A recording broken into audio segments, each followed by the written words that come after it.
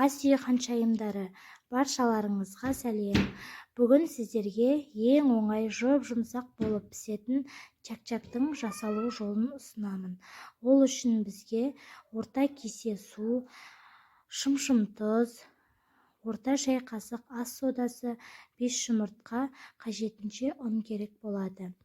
Ыдысымызға 5 жұмыртқамызды салып, ас содамызды, шым-шым тұзымызды, қайнаған суымызды құйып, ситадан өткен ұнымызды біртіндеп сала отырып, қамыр илейміз.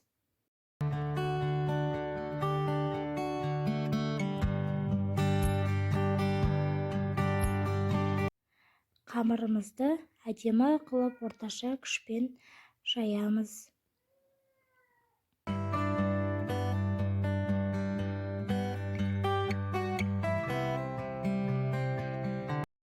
Қамырымызды бөліктерге бөліп, ұзыншалап кесіп аламыз.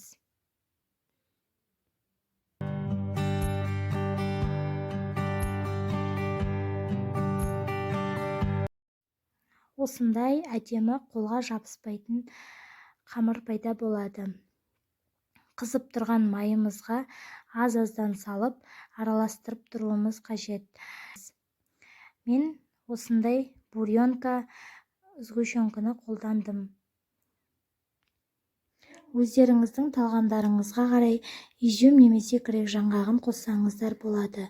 Маған осылай жай ғана сгущенкамен араластырған ұнайды. Осымен чак-чагымыз дайын, шаймен әдемі желініп қалады.